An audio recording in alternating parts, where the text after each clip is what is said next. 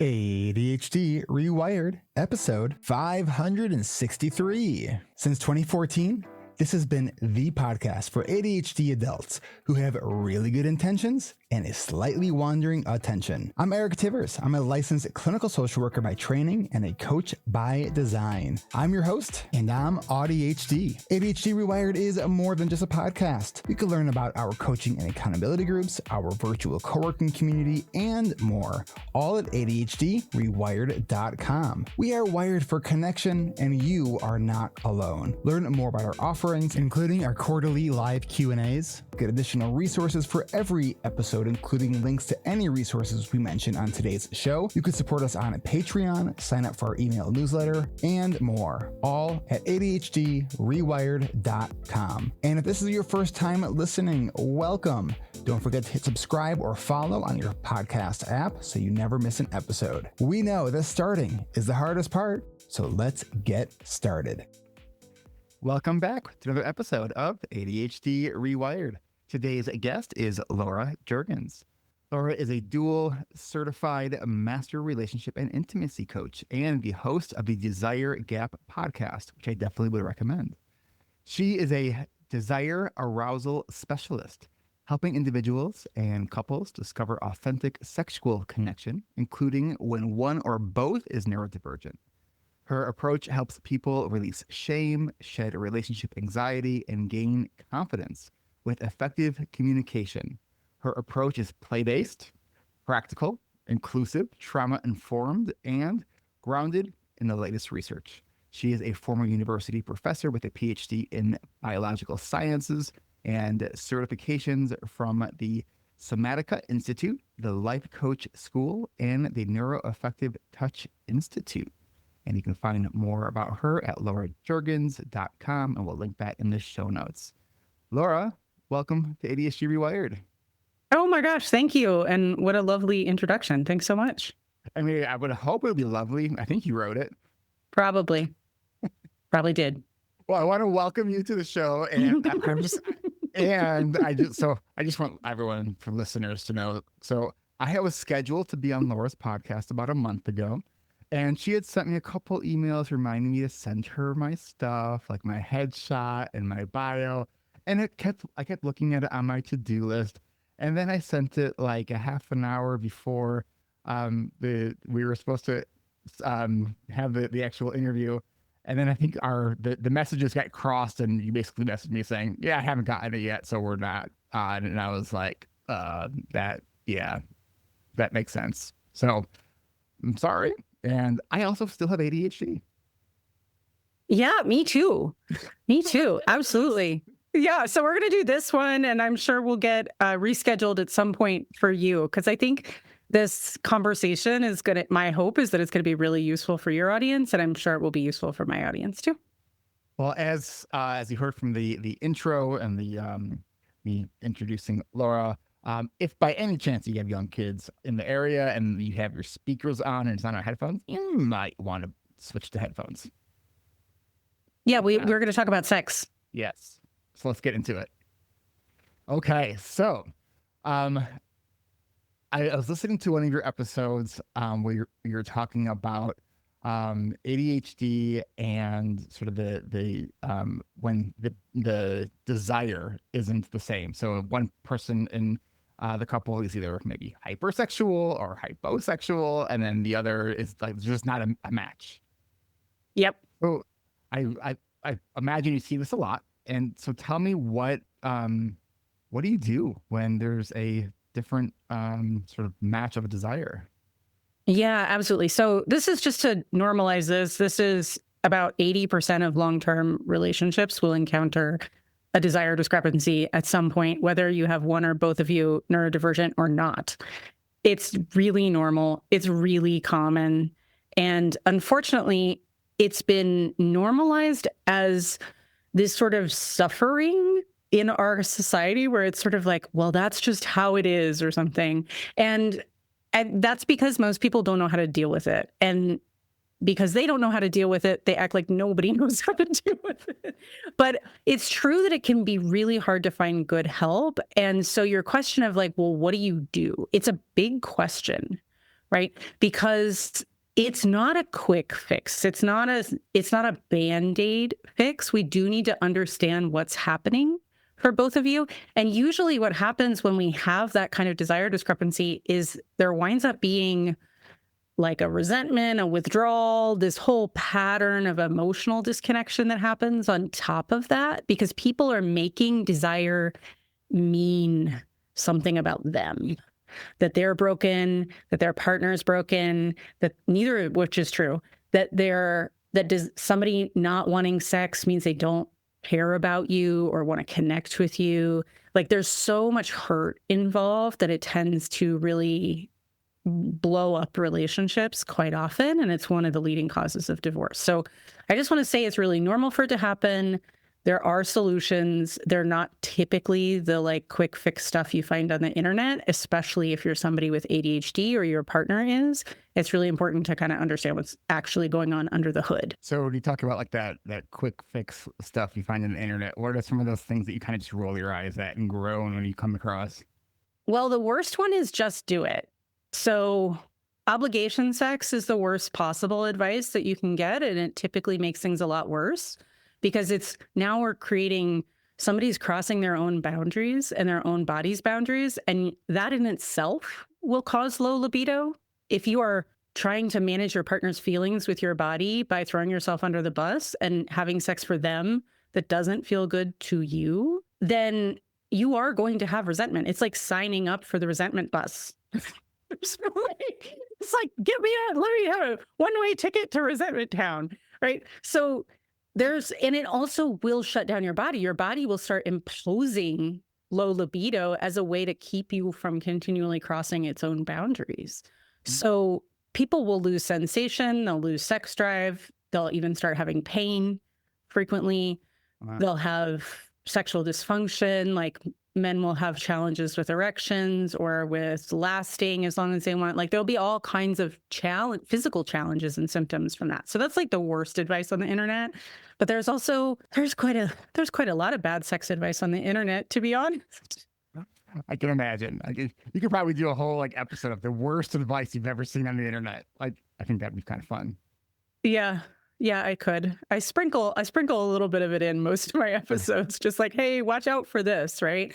But expecting things like I'm going to surprise my low libido partner with a bunch of new sex toys, like, or we're going to start. Oh, polarity. That's a really bad one that's out there right now. What is that? It's like spiritualism. It's sort of like, if I were to put it in a nutshell, it's like doing BDSM by doubling down on gender roles in a pseudo-spiritual way without any guardrails.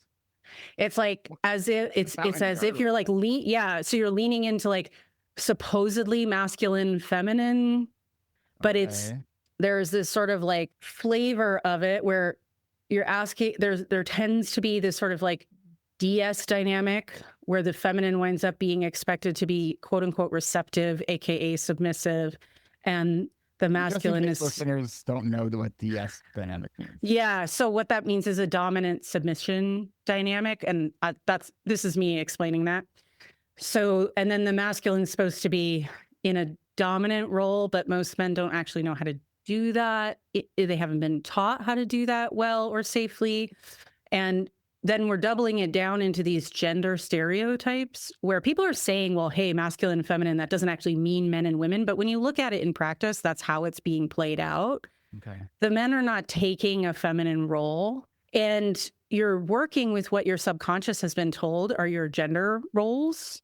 And now we're exacerbating them and putting in this dominant submission dynamic with people who don't know how to do that safely. And you wind up with typically causing more problems in your relationship than, and these are well-meaning people who are looking for ways to reconnect and to spice up their sex life and to feel, like they got turned on again, right? And to really connect. And unfortunately, they're being given this really bad advice out there. I have a whole episode on polarity and like how to do it right if you choose to play with it, but you got to be careful about it, and it really needs to be under the right conditions. But that's sort of one of those like Instagram influencer type of sex advice things that are out on the internet right now. And I just want to let people know to be careful. That sounds like that could almost be someone like masking sexually. Yeah, well, a lot of people do that in general. I mean, a lot of our sexuality these days, because we have so little education on how to do it authentically, so much of it is performance based. And that really comes back and bites us. And it's a real reason why a lot of these desire discrepancies, desire gaps happen in the first place. So how do you think that ADHD actually shapes desire?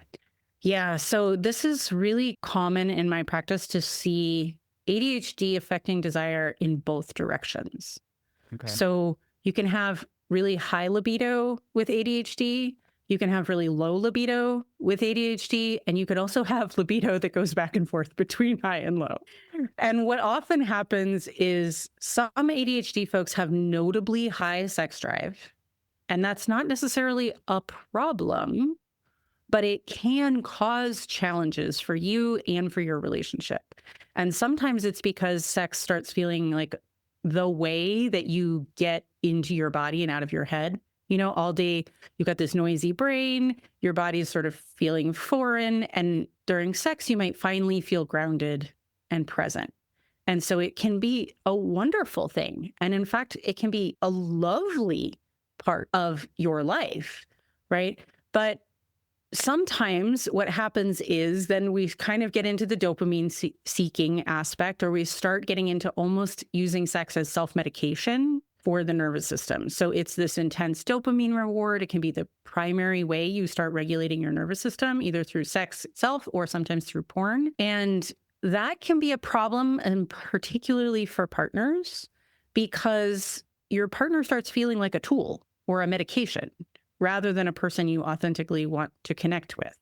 If you are looking and seeking sex to self-regulate instead of having a connection with the person, now you are trying to use them as your medication.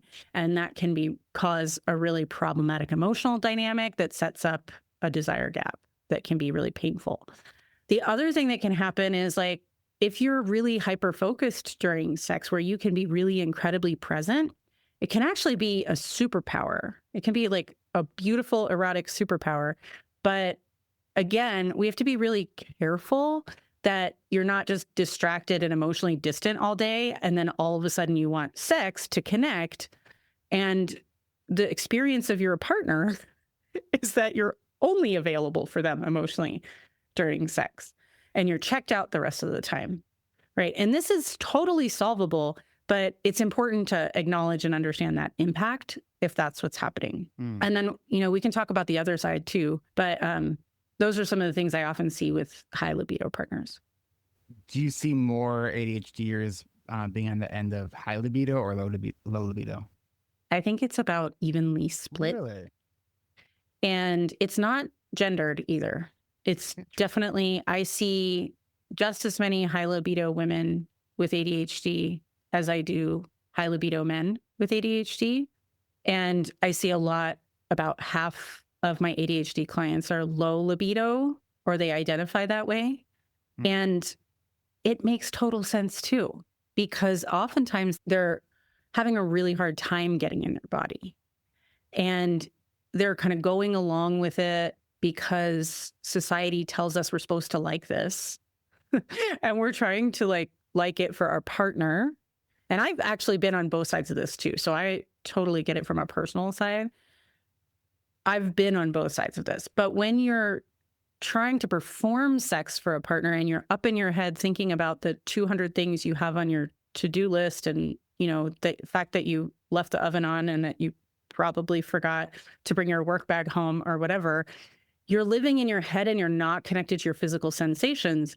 A lot of us, even neurotypical people with the way productivity culture works, are doing that on the regular. And then ADHD people are doing it even more a lot of the time. And now all of a sudden we're supposed to be present in our body and drop down into pleasure. And we don't have that habit. We haven't built that neurological pathway, right? So sex becomes a thing you're doing, but not actually for yourself in a way that you're fully experiencing. And that makes a lot of sense for people to be low libido in those cases, because it's just not you. It's not for you. It doesn't feel great to you. and you're not really getting what your body actually needs, probably because you haven't actually taken the time and space to really figure out what your body necessarily needs. Mm. And there can be sensory issues too, which we can talk about that too. Yeah, I'll put a pin in that. We're probably going to come back to that one. Do you think that a lot of ADHDers kind of confuse intensity of their emotions to actual compatibility? Oh, with their partner? Mm-hmm. Sure. I mean, I don't think that's unique to us as ADHDers, but I do think that we can also, compatibility is an interesting question in general. Okay. And I think that people make a lot of assumptions about compatibility, meaning there's no differences. That the human brain is sort of wired to see differences as a problem when we're not being really intentional about it and when we're in sort of default thinking mode. But everybody is different. Every single person has different genetics, has a different personal history. And sometimes we see things like different levels of desire, like I want sex at a different frequency as my partner, as being some sort of evidence of incompatibility. But it isn't necessarily. It's just a difference to be navigated and negotiated. And a lot of times we can get a lot closer to this sort of similar levels of desire than we are right now. And we can also learn to deal with disappointment and not spiral into RSD and rejection sensitive dysphoria and spiral into like, I'm bad, I'm wrong, they don't want me, rejection, all this business. We can learn how to navigate it without being so burdened by the disappointment. And it doesn't necessarily mean we're incompatible, because if you're looking for somebody to match you exactly in everything, they want Chinese food the exact same amount of times a week you do. They want sex the exact same amount of times a week as you do. They like to keep their house the exact same level of cleanliness. You will strike out forever if those are your criteria. I don't know anyone that does anything like the same all the time. Exactly.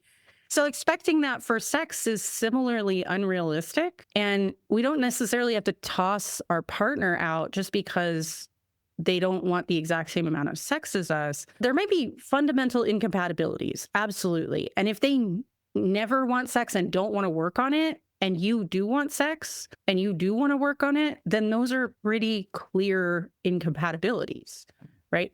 But there's also the chance that they do want to work at it and they want to meet you somewhere, and you could work at it and meet them somewhere. So it's not necessarily that the difference is the diagnostic, if that makes sense. I would imagine there's differences on how you would approach working with couples in relationships where maybe someone's desire has changed over the years versus someone who is like trying to, maybe they're dating and they're trying to figure out like what works for them. So how do you approach it, one, with people who have long established relationships, and then what would you do differently, or how would you advise someone who is maybe dating and trying to find better partners for compatibility purposes?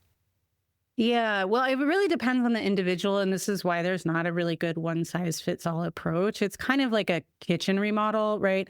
In a relationship, we need to look at the foundation and make sure that we have all the conditions are in place for desire to emerge, and that individual has what they need. Most of the time people are going to like their doctors or something, and the doctors have almost no training in sexuality. The best they can do is throw some hormones at it. Most of the time, I would say in my experience, about 90 to 95% of the time, hormones are not the answer. They might sometimes be part of the answer. They can certainly be part of it, but very rarely are they the whole answer. So if you're experiencing declining libido over time, asking yourself, what is hitting my brakes? So I love Emily Nagoski's analogy of, gas pedals and brakes. What is hitting your brakes? Or are you not getting your gas pedals touched? Are you do you love the sex you're having? That is a question that a lot of people aren't even asking themselves. Do I love my partner's touch? Do they know how to touch me right? It's for my body. Am I incredibly stressed out? If you're incredibly stressed out or burned out, that's going to affect your libido. And a lot of people are trying to pretend that they're not. But the reality is we are not designed to stop and have some sexy time when we're running from the lion. Your body is going to shut down your libido if your nervous system is highly activated. So we need to look at all those things, and then we need to help people really have the tools to shift. And, in my practice, I'm practice oriented. We're not just going to sit there and talk about it for years, which is one of the big problems. And one of the things that happens is people go to a therapist. Most therapists are not trained with desire and arousal issues. And even sex therapists often can help you understand the problem, but they can't give you practices to actually help you solve it. So it's really helpful, especially for people with ADHD, to have embodied practices that get you wins along the way. So you build confidence, you build new skills, you feel more connected. You might practice touching with your partner and how to give them feedback, how to receive feedback without, it blowing up.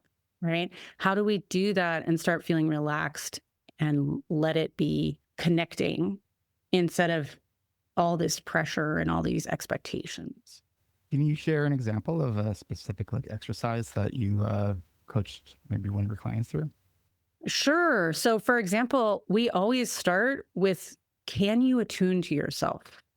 This is a really basic practice, and I didn't used to be able to do it at all. I had no idea what was going on inside my body at any given time. And when people told me emotions are sensations in the body, like you actually feel them in the body, I was like, I don't know what kind of crack you're on. I was so dissociated that I had no idea what my nervous system state was or what I was feeling in my body. So self-attunement, teaching people how to go inside, do a body scan, find the actual sensations in their body, understand what level their nervous system is at, is gold. Because now all of a sudden you have a key to know where you are and to be able to communicate it with your partner, to assess your own capacity, to start noticing what you like and what you don't like in your body, right? Not just what you think you should like. Mm-hmm. And so helping people start with self-attunement, and then we learn partner attunement, right? Can you hold attunement to yourself and still be present with somebody else without jumping out of your body to focus on them? Because when you do that, all of a sudden you're not home anymore and there's no one there for them to connect with. So those are just some simple beginning practices that start helping people be even present with each other.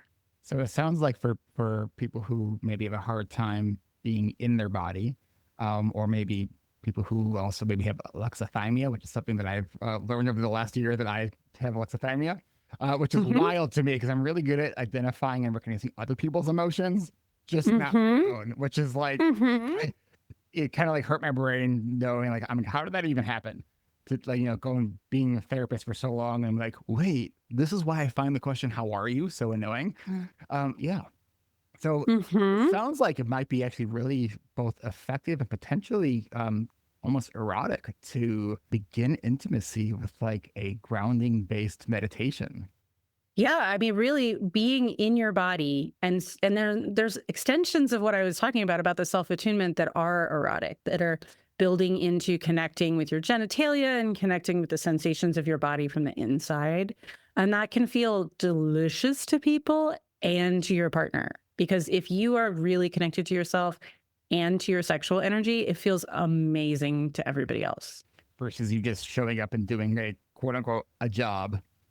Right? What I think I'm supposed to do, which does not feel sexy. No. Yeah, it's definitely. Yeah. I've had situations where all I can say is it felt medical. Yeah, it can feel really clinical. And that's no fun. That is no fun. Yeah, or it feels really anxious. That's the other way that it can often feel, is if somebody's coming from anxiety trying to do what I think I should do to please you or show that I am pleased, it can feel like, one, like the person's not there, and two, like they're kind of this like child, almost like a child that you need to care for, which is also not sexy. Right? Yeah. It's really helpful to learn how to feel your own sexual energy and contain it in your body. And that also incidentally keeps you from feeling creepy to people too. Because when you contain your own sexual energy in your body, it's not sort of like sneaking out at other people, trying to kind of like get stuff from them. And this all sounds kind of like woo, but it's not. It's functionally like humans are operating. The vast majority of our communication is nonverbal, and we are reading each other subconsciously constantly. Constantly. And if we pretend that that's not true, if we pretend it's just the words that we say, we're just setting ourselves up for so much failure, right? It's not like you've ever asked somebody how they are and they're like, fine. And you're like, oh, yeah, I believe you 100%, right? You can hear it. You can see it in their shoulders. You can see it in their face. You can hear it in the sound of their voice. All right, let's do this. Let's take a really quick break. And then when we come back, we'll just continue this conversation. So we will be right back. Great. ADHD rewired coaching and accountability groups. Hey, I have a quick question for you. How many of you have said, okay, today is going to be the day, or this week is going to be the week that I'm finally going to get my life together and take care of X, Y, or Z? And then Tuesday or Wednesday happens, and the thing that you said you were going to do didn't happen. I've been there before too. If you've been listening to this podcast for a while, you already know doing better isn't about trying harder. It's about creating the right structure for your unique brain. And that's exactly why we built ADHD reWired's coaching and accountability groups. And registration is officially open for our next season. This is our intensive 8-week coaching program where you don't just learn strategies, you actually use them with support, accountability, and a group of people who get it. And here's what this season looks like. We have 2 sections. We have a morning group with Coach Brian Entler, and that's running from June 5th through July 31st, meeting Mondays, Wednesdays, and Fridays, starting at 7:30 a.m. Pacific, that's 10:30 a.m. Eastern. Our evening group with Coach Kristen Martz runs June 4th through July 30th. Meeting Sundays, Tuesdays, and Thursdays at 4:30 p.m. Pacific, 7:30 Eastern. And starting week 3, you will also be meeting with your accountability team twice a week and have daily check-ins over chat to keep you focused on your top 3 priorities for each day. Because hey, insight is great, but accountability really is the bridge that connects good intention to action. Because following through with action is what changes everything. Join us this summer. ADHD rewired coaching and accountability groups. CoachingRewired.com. CoachingRewired.com. Pre-register today. CoachingRewired.com. We are back. All right, so let me ask you a sort of real zooming 1,000 feet out kind of question. Sex positivity, or being sex positive. I think that sometimes we hear this word being thrown around, and I don't think a lot of people actually know what that means. What does it mean? Yeah, it's just a buzzword, isn't it? Right. It's like, all right, they're sex positive. Great. What does that mean to you? Yeah, to be honest, I don't think it means much, but I think the intention behind it is good. And I would say my understanding of the intention behind it, and I don't know if I use that. I don't know if I've ever used that word. What they mean when they are actually authentically meaning good is a de-shaming of sexuality. That we are here to, as adults, and even, to understand, look, kids as young as like 3 years old will start being erotic beings. And anybody who's a parent has probably, been surprised by that if you didn't have your own memories of it as a child. But as consenting adults, we want to really normalize that it's okay to be a sexual being. It's okay to have genitalia. It's okay to have orgasms. It's okay to enjoy those things. It's okay to pursue pleasure in your body, this animal that you've been given. And I think that's what people mean when they're well-intentioned people using the word sex positive, is that we don't want to shame people for being sexual. The part of when I think about it, whenever I use it, I also just think about it in the realm of, could we talk about sex-related things like we're talking about what we're going to have for dinner? Like, it's just a topic to talk about versus it has to be this really like heavy. Yeah.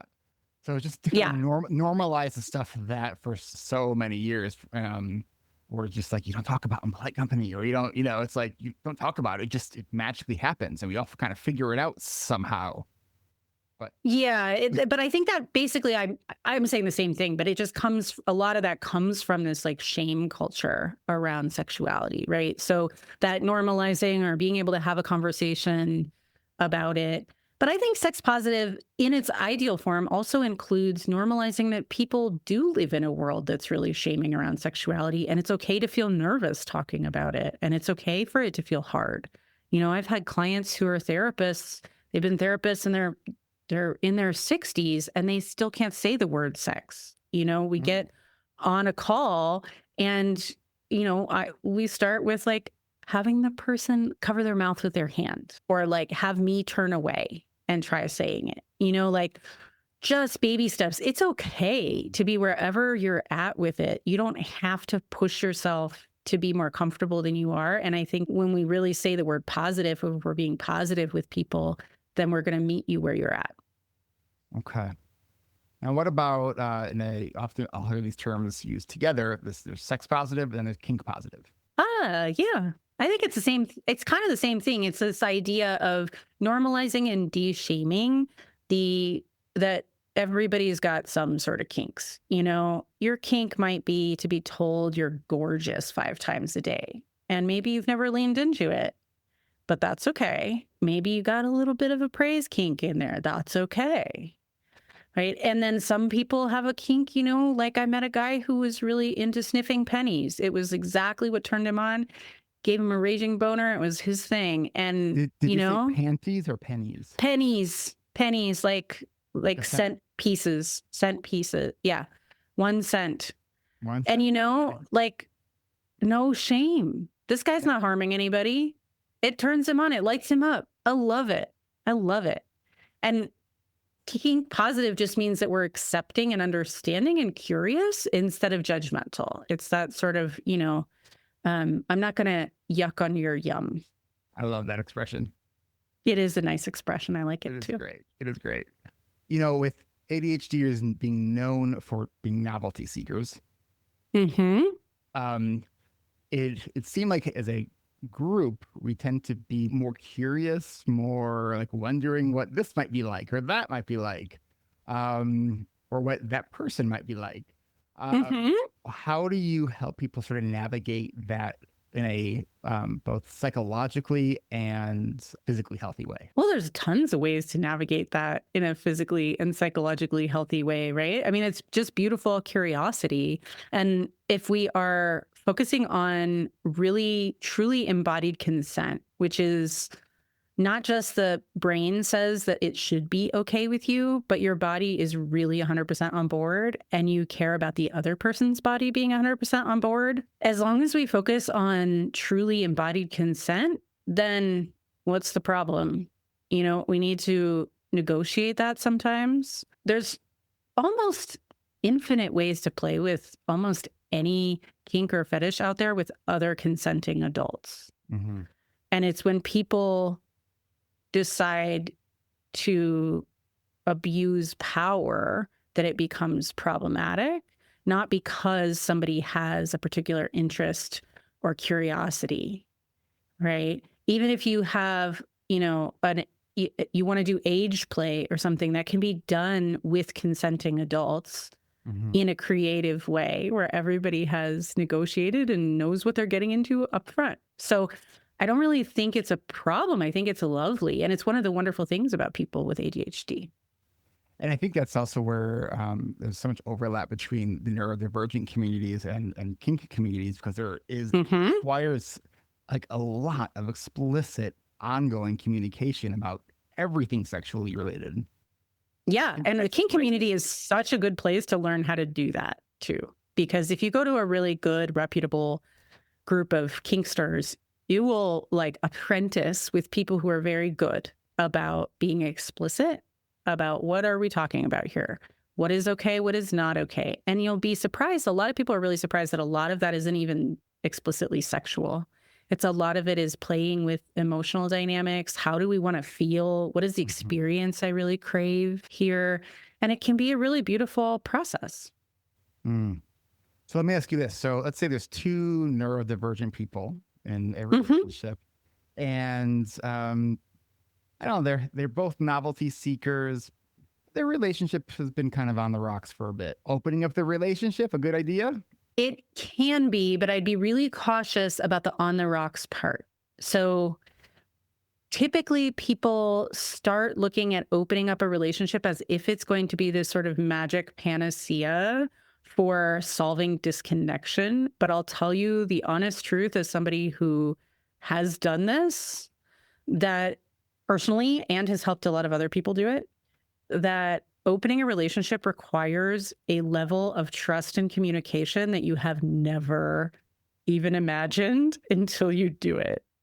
And the level of trust and connected communication, you have to get so good at those things. And it's not for solving problems of disconnection. It's for learning to reconnect so that you can really be your authentic selves and you can support each other in being your authentic selves. But you have to have enough of a connection and a commitment to really building that to be able to do it. Now, I know that polyamory requires a lot of communication. And ADHD can sometimes make being a consistent communicator kind of challenging. How do you help clients who do choose open relationships or polyamory with their communication when the communication can be kind of spotty sometimes? I think really it's about practice. And, everybody thinks practice sounds really boring, but all the things that we got really good at in life are because we practice them. And starting small, not expecting ourselves to be perfect at it. This is one of the reasons I love my job so much, because people get to practice with me.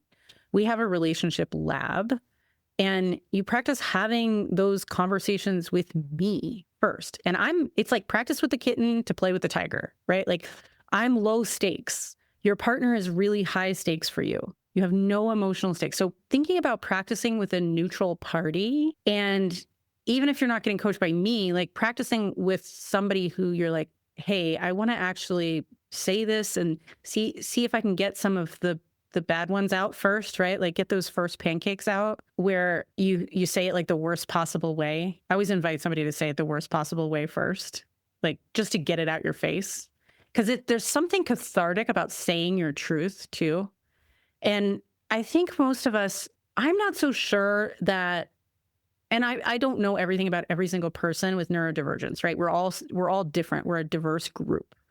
But in my experience, a lot of the problems with communication are because we've been shut down so much and we've been told we're wrong so much. And we get up in our heads about it and we start avoiding. And so if you start having successes with communication where somebody stays with you, they stay connected with you, you can say what's true for you and they're here.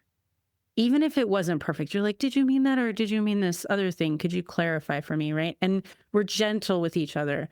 Then people start building confidence with their communication. They start feeling better about it and they're more willing to do it. It's when it feels like, I don't know what's going to happen if I try to open my mouth.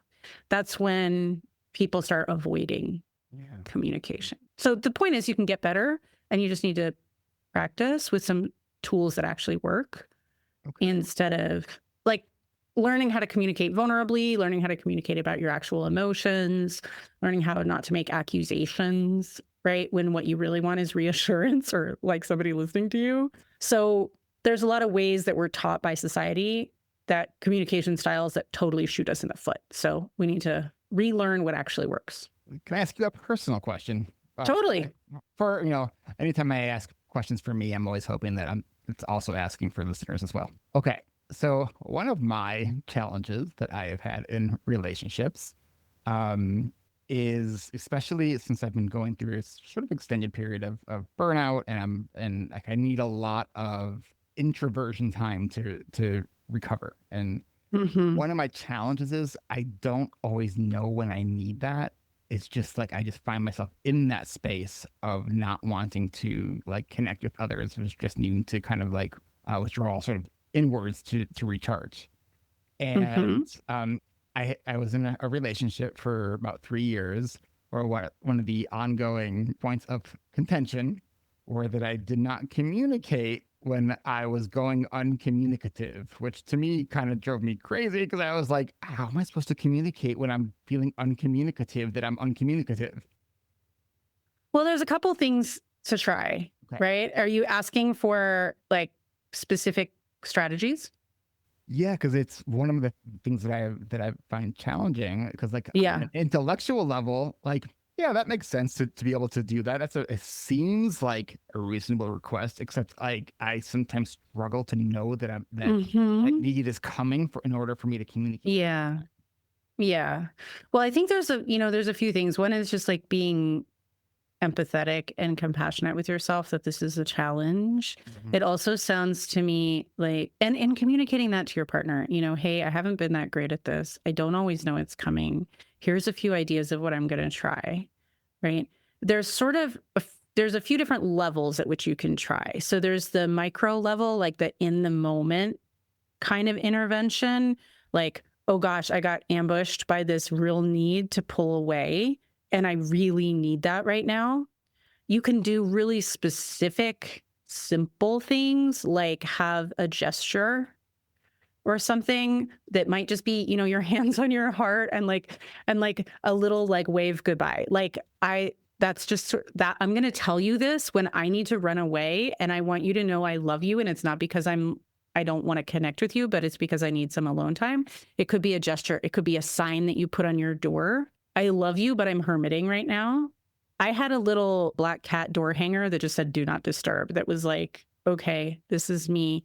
And I had a conversation with my partner that I was going to be using that more often because I was struggling and that it wasn't about my partner. I'm like, it's not that I don't want to connect with you, right? And so we need to have the meta conversation about it, but then also some tactics in our toolbox to use to just communicate like, hey, I'm not trying to put up the barbed wire fence here, right? I'm not trying to push you away, but in order for me to show up the way I want to in this relationship, I need to recharge. And I'm struggling with that right now. This is what that might look like.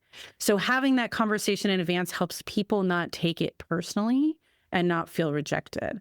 And then the other sort of level you can think about it at is, okay, well, if I know I need this and it happens regularly right now, and I'm in a period of burnout and it's sort of ambushing me when I need it, what that would tell me is I need to be more proactive about giving myself more of this before it becomes an emergency. Because if it's at that level, all of a sudden your nervous system is shot. Like you can't even, it's really hard to recover and to fully rest from that place. You're going to be way better rested if you do it before you get to that place. So I would step back and start putting things in my calendar that were like, okay. And this is literally what I did when I was in that phase was I was like, okay, I'm only allowed to work 4 hours today, and it's going to be separated by at least an hour break each time. And here's the wonderful things that recharge me that I'm going to do in between. And I defended those things just as much as anything on my to-do list. And I've been doing a ton of that this year because Good job. like last year, I was all about basically like stop the bleeding of the burnout, which I did, but it didn't actually help me like recover from the burnout because I was like towards the end of the year, I was like, I don't really feel that much better. I don't feel worse, but I don't feel that much better than and so I've actually been building a meditation practice again for the umpteenth time. And just other, like I don't work as many hours as I used to. Lots, but it's like, and I feel it making incremental changes, but it's been a really annoyingly long process. And then the other thing is like so as an ADHDer who also has a PDA profile, then I get into that PDA piece of like, oh, like I want to like retract into myself, and there's this expectation that I let somebody know that I'm doing that, and my PDA just goes, no, I'm not going to do that, which is not great Oh for yeah. Yeah. relationships. Yeah, totally. And I mean, that's like, I mean, I have that too. And I also, just I do not like to have anybody else feel like they're remotely the boss of me. And yet I think it's a reframe. I think it's about, look, my partner is not the boss of me. but they feel really hurt if I withdraw and don't communicate. It feels like it's about them. So it's actually inviting your partner to say how they feel about it can really help it transition from like an authority resistance, because your partner's actually most likely it's not them trying to exercise authority over you. Most likely it's hurt. And when they go to vulnerability and tell you what their actual feelings are, it totally sidesteps that PDA stuff. You won't feel like you need to, resist it so much. It'll be like, oh, I'm being respectful here and letting somebody know what my needs are. And I'm allowing myself to have needs and have them be seen. That's actually supports your autonomy. Right? I'm going to let my partner know how to support my autonomy. It's just like the brain needs a little reframe for that. I know, like, now if I'm entering a relationship, I usually will, like, that's in my, like, all my disclosures right up front. I'm like, yeah, this is going to be the things that happen. And, like, this is how I've been rolling. Because I think it's better to let people know that kind of stuff ahead of time versus being, months or years in and then discovering it. What are your thoughts on different types of self-disclosure at different, like, early on in a relationship? Well, I think it's really useful to know yourself and be honest as much as you can with yourself up front. And then there's a line that you can only decide for yourself about, although, I mean, I'm happy to help people with that too. I always help people try to figure out what's aligned with them, right? Like a good coach is going to help you figure out what you actually want to do, not tell you what you should do. So I think for each individual person, it's going to be in a different place. But does the disclosure support you and them in understanding you? Or is it a way for you to give yourself a sort of get out of jail free card and have to not hold yourself to a behavioral standard that you actually value? So that's a really important question, because sometimes people are trying to say, hey, this is just my ADHD, and therefore you should just let me off the hook for all of my behavior. And that's actually not helping us. Yeah. It's just not. It's like we're asking somebody to enable us and we're trying to enable ourselves. And it's an unrealistic, it's not really in keeping with our values. So you have to really figure out, like, okay, is this in service of my values or against my values? And where do I draw that line? Do I want to challenge myself to be better at this? How do I want to sort of portray that to somebody? I do think it's worth owning our patterns, but not just letting ourselves be sort of entitled to whatever kind of behavior in a partnership we feel like that day. What about sharing sort of like sexual desires, kinks, fetishes, that kind of stuff early in a relationship? What are your thoughts on when is a good time to do that? Yeah, if you're going to start having sex with somebody, it is a good idea to start talking about what you like and what you don't like, and not pretending otherwise. And I think starting to practice showing up for your own desires and being curious about theirs is always a good thing if you get to that point. Once you start having a sexual relationship, talking about sex is a good idea. It's so interesting to me because as someone who's bisexual, I find that when you're talking to different people on the various apps, men and men do this so much differently than men and women do. Oh, tell me, because yeah. I mean, when you're on like the various gay apps, it's like that's literally how people say hello. If they tell you what they're into, and like sometimes it's like, can we just say hello first, and then you can maybe share that dick pic with me? Because I'm like, sure, I'll say yes if you ask me if I want to see it, but like, don't just assume that I want to see it, right? Like, that's kind of my only hang up. I wouldn't call that a hang up. That is just a consent boundary. That's totally reasonable. I was kind of using that word a little. Yeah, I know. But that was a good clarification. But like, I've known I've been bisexual for as long as I can remember since I was a kid. I sort of knew that. Yeah, me too. I had my first girlfriend at 15, so I've been bi for years and years. But I only fully came out like 4 years ago, maybe 5 years ago. Mm-hmm. And, part of being I guess, closeted bisexual man, that, for many, many years, with men, it was just sex. And now that I'm out, I'm like, I don't want it to just be sex. Like, I want relationship, Mhm. right? And Mhm. now I'm like, I feel like I'm having to like relearn all of relationship interactions because it's like, I don't know, it just feels different to me as I think Well, learning more yes. and more of who I am. Well, let's acknowledge that dating is just also weird. And I mean, if we just take that as the premise that like people behave strangely all the time in dating, and especially with the apps, it's gotten, the culture around it, people are off their rockers a lot of times about what's going to work for them. And so we wouldn't necessarily go into, a football stadium full of people and expect them all to behave rationally if we talked about what they are looking for dating, right? Like you just be like, okay, there's a bunch of, this is just not everybody's going to be a great fit for me.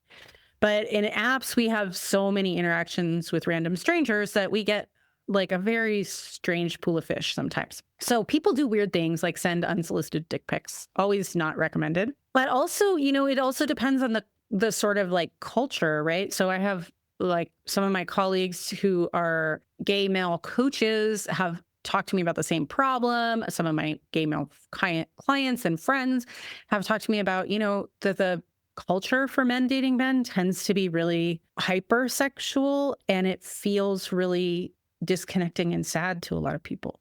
Like they actually want a little bit of flirtation and romance and like, could we get to know each other a bit before you want me just to drop trow, right? Like this is really common for people to express. And I think it's part of how we've socialized boys and men to not talk about feelings, that it feels much So more sad. comfortable. It's so sad. It's like, I mean, this is how the patriarchy has really screwed over men, right? And it's like so sad because it keeps people from having the deep connections that they could have in their lives. And because men are also lovely human beings, most of them, and deserve that connection, but don't necessarily know how to lead with it. So I think your experience is really normal and valid and not uncommon.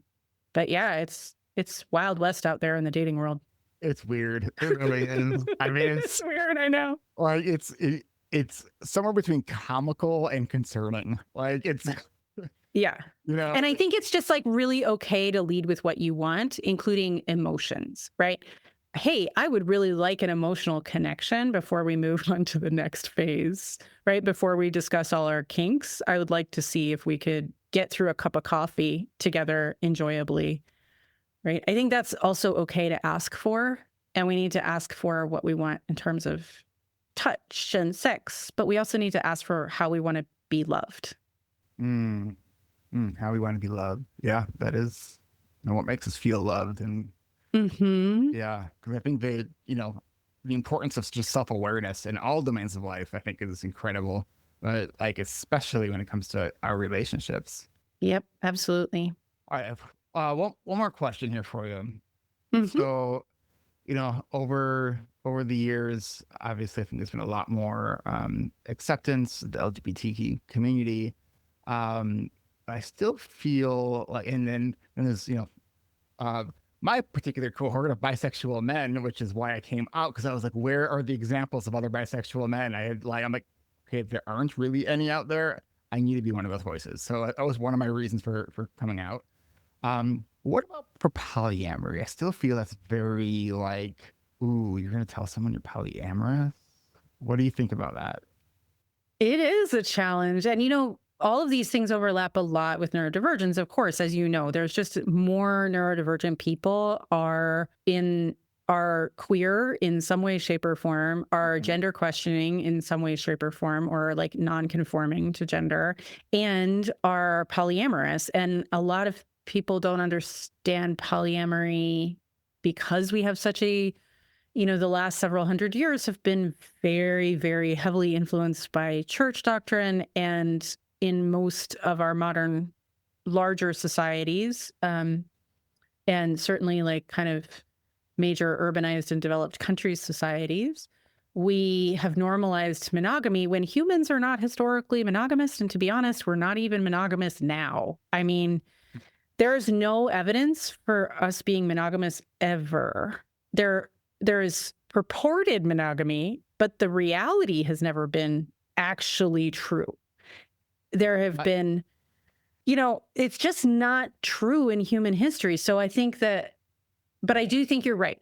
That whole, oh, you're polyamorous. It's kind of like, it reminds me a bit about how people treated me as a bisexual in the 90s. Like, I don't believe in you.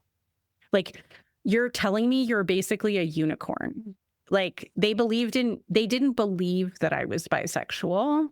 So I'm sure you got to pick a side, or maybe it's a phase. Oh, constantly. Yeah. Being in especially, so I was San Francisco Bay Area in the 90s, and, lesbian women were very exclusionary to me, and very much like, with the exception of a couple friends that I maintain who are absolutely fabulous, shout out to y'all, the vast majority of people were like, you're either somehow like lying to yourself about who you are, and this is a phase that you're going through. And admittedly, there are a lot of gay people who pretend to be bisexual for a little while because it feels more quote unquote palatable for a little bit. It's almost like this transitionary phase where they kind of use our identity to help ease their transition. But that doesn't mean that there's not real bisexuality. Just because you dress your dog up like a cat doesn't mean it's a cat, but I think polyamory has a little bit of that too. Like, oh, is it, I don't quite believe you. Like, it's not really an orientation, or it's like a trend, or it's something to be somehow ashamed of, and you can't tell the PTA and, all that kind of stuff. So it's a real conundrum for a lot of people. How do they navigate their identity? And it's kind of at this point, a personal preference, whether you want to be out about it and where you feel safe being out about it. So I personally think that if, especially neurodivergent folks, if they were to relearn about like ethical non-monogamy and polyamory, I think it would be very appealing. But I think the idea is you got to learn about it so you know how to talk about it, because it's so much of it is about communication.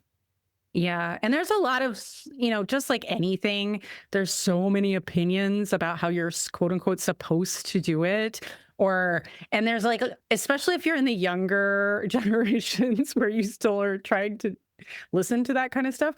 I'm old enough that I don't care anymore, but I don't need somebody else to tell me how to do it. But there's a lot of like, you should be this way, you should be that way, you're supposed to follow these rules, you're supposed to follow those rules, instead of allowing people to really navigate what feels right and true to them with their partner.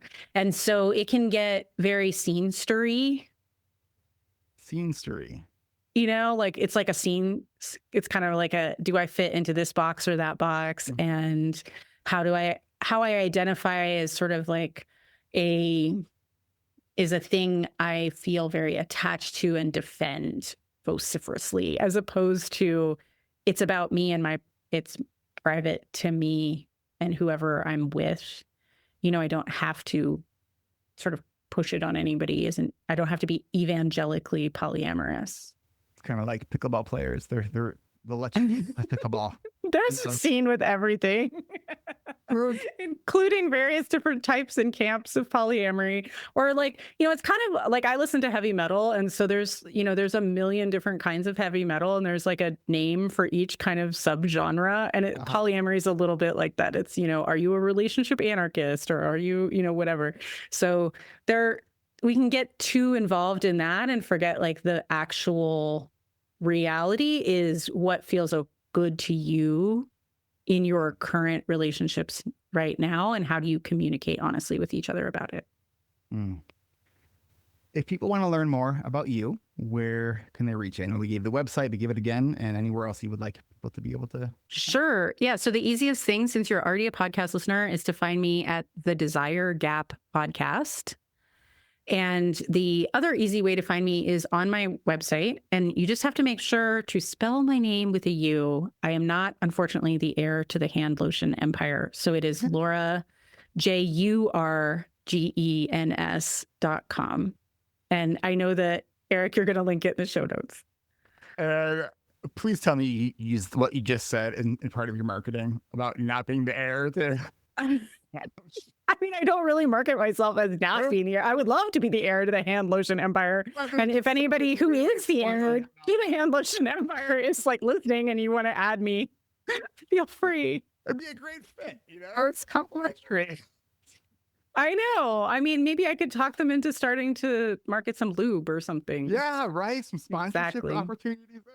Right. Yeah. This was a lot of fun, and I thank you for this candid conversation. That was so much fun, Eric. I hope listeners got a lot out of it as well, and hope they check out your podcast too. So thank you so much. Thanks so much.